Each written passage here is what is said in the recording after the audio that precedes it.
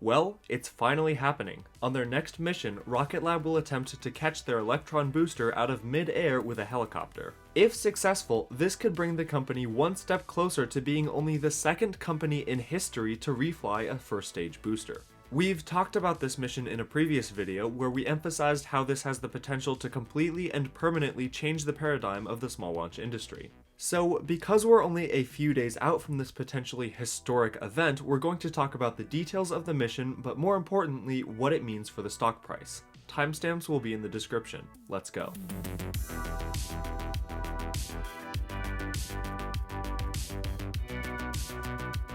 Here is Rocket Lab on April 21st saying that their final helicopter capture tests are underway, but they will be targeting no earlier than April 27th for the actual launch. This particular mission, named There and Back Again, is a rideshare mission filled with all sorts of different satellites. Some of these will monitor light pollution, demonstrate space junk removal tech, improve power in small sats, and so much more. And if you watched this video, you will know that Rocket Lab's recovery Electron is somewhat different from the others in the sense that it is covered in a light thermal coating, which gives it this shiny, reflective look. Rocket Lab released photos on Twitter of this version of Electron fully stacked and on the launch pad. As soon as the weather conditions are favorable, this mission is ready to go. Now, let's look into a bit more of the details by taking a look at the mission profile that Rocket Lab's team has released. But first, if you're enjoying the video so far, please consider subscribing. I've got just a couple more weeks where I have to focus on my finals, but after that, I've got plans to create space industry content unlike anything that exists on YouTube right now. So you definitely don't want to miss it. Now here are the details for the launch.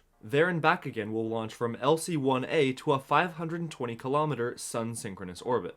In a sun-synchronous orbit, satellites always have direct line of sight to the sun, which is great for power generation. And this particular mission will have 34 satellites on board. This is absolutely insane because if my numbers are correct, Rocket Lab has only launched 112 satellites in the entire history of the company. That's still a lot, but you have to consider that those 112 satellites were spread out over 25 launches.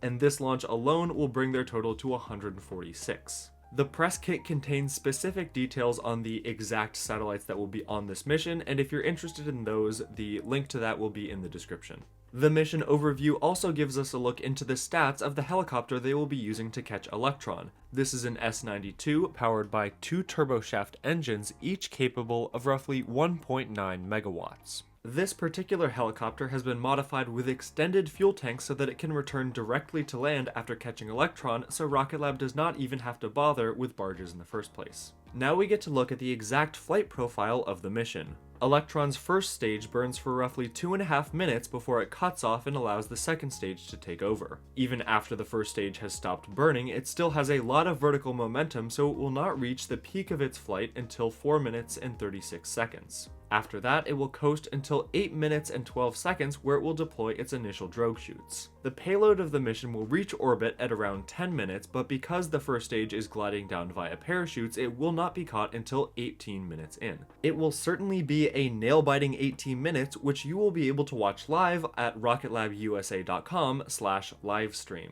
And I want to reiterate that if Rocket Lab is successful in reflying their booster, they will be the only company other than SpaceX with a functioning, reusable launch system. That is a really big deal. However, one thing I want to put on your radar right now is that the first caught booster probably will not refly. Rocket Lab has already been reusing components of boosters they've fished out of the water, and it'll probably be the same with this one. But they're probably going to want to dissect this particular booster pretty meticulously just to make sure that all of their recovery systems worked in practice. Once they've certified that the booster did not sustain any serious damage, they'll probably be ready to refly the next booster they catch. Funny enough, we already know what the name of that mission is going to be. Catch Me If You Can. One thing that I also want you to consider is that the greatest value of the Electron recovery program might not even be the value of the parts saved. Yes, reflying the first stage of Electron is sure to save Rocket Lab a few $1 million here and there. But what could be more important is the time and money this could save when it comes to developing Neutron.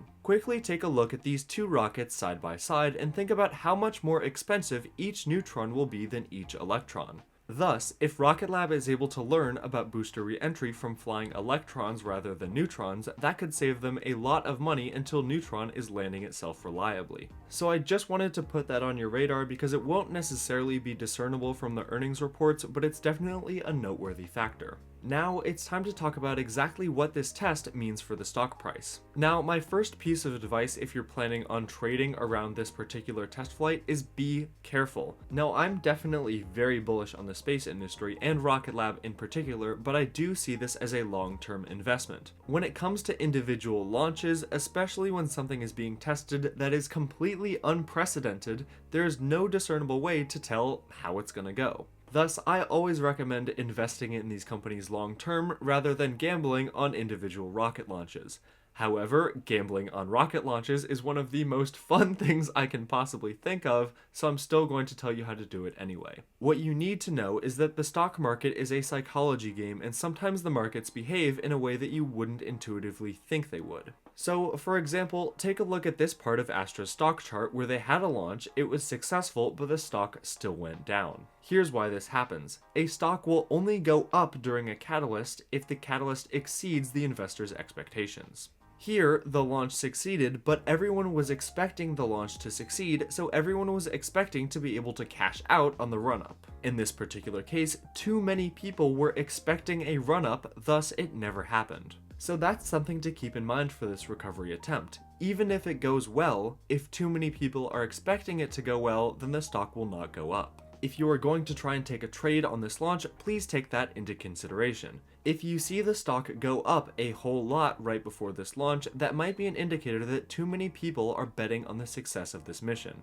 However, if you see it only go up a little bit, or perhaps not at all, that might be a good indication that this particular mission is flying under everyone's radar and it would be a good opportunity to buy. Now, the last thing to consider is because this launch is so unprecedented, it could be a massive catalyst for Rocket Lab in the sense that it goes viral and catches the attention of traders who aren't necessarily familiar with the stock. This would be the best case scenario, as we would definitely see a massive influx of trading volume. However, now we're venturing away from rocket science and into internet psychology, so whether or not this test goes viral may not necessarily depend on the success of the mission, but perhaps how good of an angle Rocket Lab is able to capture and then publish on social media. So at the end of the day, the near-term price action of the stock may depend entirely on how good the footage is of this particular test and whether or not it captures people's attention.